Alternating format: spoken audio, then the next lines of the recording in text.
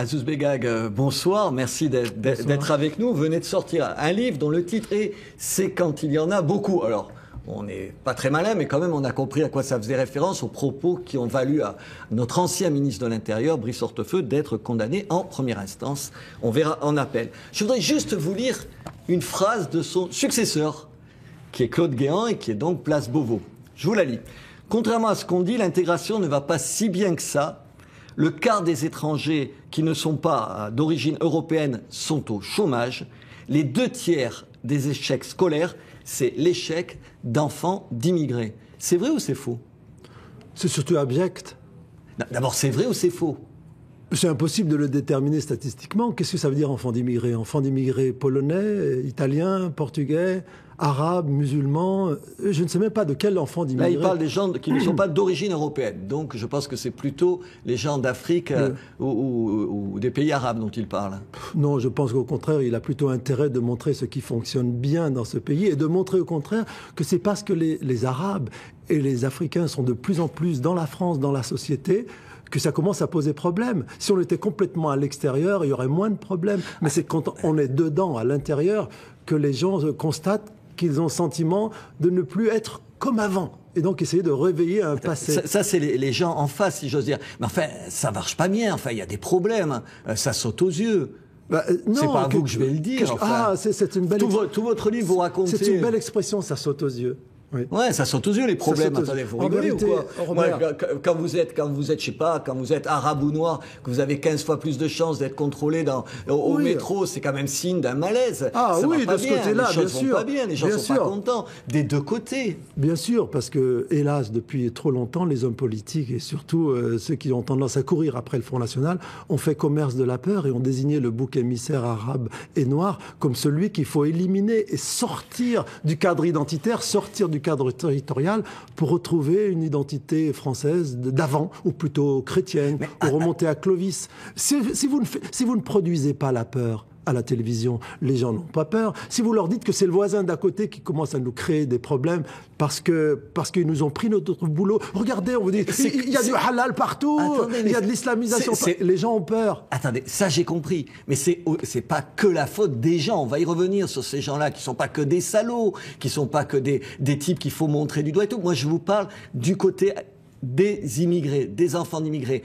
Est-ce que les choses n'ont pas changé? Je vous prends comme exemple. Non, je vous prends comme exemple. Dans un livre précédent, vous dites de votre père, vous citez votre père. Oui. La phrase est très jolie. Tu dois être le meilleur des meilleurs. Oui. Il vous dit ça. Et vous avez réussi, vous. Est-ce que vous pensez qu'aujourd'hui, les enfants d'immigrés, comme vous l'étiez, mais c'était il y a quelques années, même si vous n'êtes pas si vieux que ça, est-ce qu'aujourd'hui, le papa d'un enfant d'immigré, il dit la même chose? Tu dois être le meilleur des meilleurs, comme vous dit votre père à l'époque?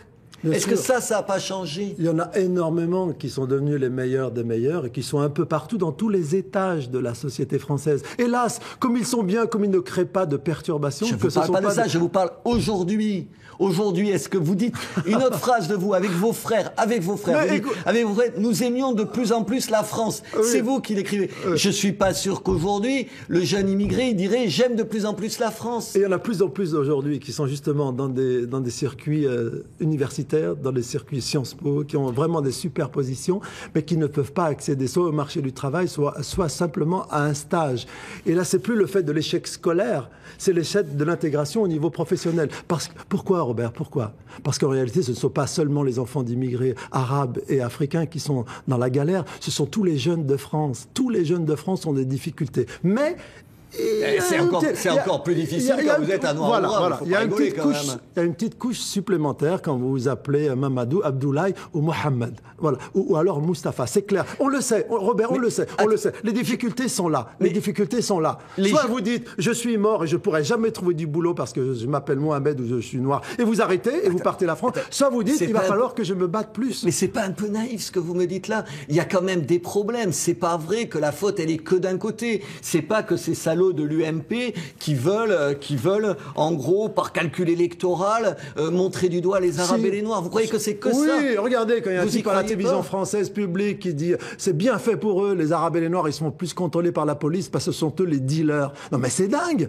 C'est dingue. Et que le type est condamné. Quand vous avez un ministre de l'Intérieur qui balance qu'avec les Arabes, quand il y en a un, ça va, quand il y en a beaucoup, ça crée des problèmes. Il est condamné par la justice de son pays. C'est le ministre de l'Intérieur qui est chargé de faire respecter la loi par tous les policiers de France. Non. Et le type, il reste en poste. C'est-à-dire, je suis condamné, je reste en poste et je vous fais un bras d'honneur. C'est grave. C'est l'élite politique qui doit donner l'exemple. Très bien, je suis d'accord. Bon. En même temps, moi, je suis allé dans des prisons françaises. Qui est plus de Noirs et d'Arabes qu'il y en a par rapport au reste de la population, ça saute aux yeux. Attendez, je vous dis pas que génétiquement, quand vous êtes fils d'immigrés, vous allez en prison, parce que pour tout un tas de raisons sociales, de difficultés et tout. Dire ça, j'ai le droit de le dire. Est-ce que aujourd'hui, des gens comme vous, ils ne nous empêchent pas de tenir un débat qui doit avoir lieu? C'est nul de dire des trucs comme ça. Vous allez dans les prisons et dire, ah, je vois une tête de Noir là. Arrêtez. Mais qu'est-ce que ça veut dire, attendez, Robert? Vous savez, qui ça va être ce Noir? Un Antillais, un Néo-Calédonien, un Réunionnais? Un Guyanais? Qui ça va être? Qui ça va être pour vous un Noir? Qu'est-ce que ça veut dire Noir? Ça veut rien dire du tout. Ça veut rien dire du tout. Ça veut dire pour le type qui le contrôle, ça veut dire quelque chose, je vous garantis. Ben oui, c'est la visibilité qui est en cause là, parce que vous avez le sentiment aujourd'hui que cette visibilité des Français, des ultramarins ou des Arabes ou des Africains, c'est celle qui est utilisée par les politiques pour faire le commerce de la peur. Quand vous leur dites qu'il faut avoir peur des Arabes et des Noirs parce que c'est tous des dealers, les gens ont peur. Et pire que ça, Robert, pire que ça, les gens qui sont arabes ou noirs ressentent comme une blessure, comme une amputation de ce qu'ils sont. Je le comprends. Et on favorise des identités guerrières contre la France. Dans votre livre, vous citez un sondage. 42% des Français, vous citez aussi les Allemands, mais on va se contenter, je veux dire, des Français ici. 42% des Français considèrent que la présence des musulmans comme une menace. Qu'est-ce que vous dites à ces gens-là pour leur dire, vous avez tort? Qu'est-ce que vous voulez leur dire? Alors, vous avez votre vie, vous avez réussi, vous, mais qu'est-ce que vous dites par rapport au gamin qui voit dans la rue, qui a pas été ministre, qui a pas réussi, qui est pas chercheur au CNRS? Qu'est-ce que vous dites à ces gens pour les calmer? Je leur dis une phrase, je leur dis ma botte secrète, je leur dis, tous les Arabes ne sont pas musulmans et tous les musulmans ne sont pas arabes. Oh, les gens me disent, mais qu'est-ce que tu racontes là? Tu nous embrouilles, toi. Ben, je dis, oui, c'est vrai. Je signale ça, Robert, juste pour dire que les gens ne connaissent pas l'islam. Ils ne connaissent pas l'islam. L'homme est l'ennemi de ce qu'il ignore. Dès l'instant où vous dites aux gens que l'islam, avec tout ce qu'on a vu depuis l'ayatollah Khomeini en France, les années 70, et son cortège de violence, ça fait peur. Vous répondez pas à ma question. Si. Aujourd'hui, quand Guéant, je vous prends un autre exemple, prenons-le différemment. Guéant dit, certains Français ont le sentiment de ne plus se sentir chez eux.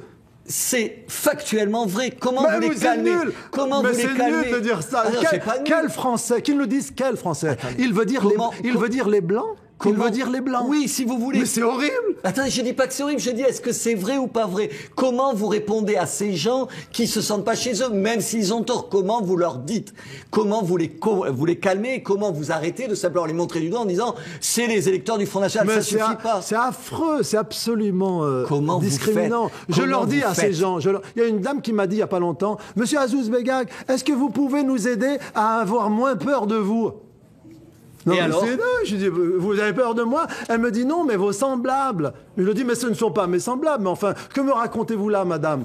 Quand il y a une insécurité, quand on me vole ma voiture, ou quand on me vole mon vélo, ou quand je suis dans un métro qui est une incivilité, eh bien, cette agression insécuritaire, elle touche tout le monde. Le type qui va voler votre voiture, il va pas savoir si vous êtes chrétien ou musulman ou d'origine maghrébine ou italienne, il s'en fiche, il vole la voiture. Donc ma voiture et mes biens sont dans la même situation d'insécurité que celle de cette dame. Qu'est-ce que c'est que cette histoire-là? Au lieu de parler de social, d'insécurité, qui touche l'ensemble des Français, vous allez racialiser l'insécurité, racialiser les incivilités. Et vous pensez qu'avec ce discours-là, vous allez calmer les gens?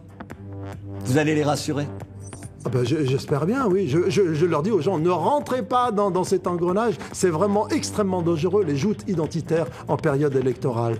Azouz Begag, merci.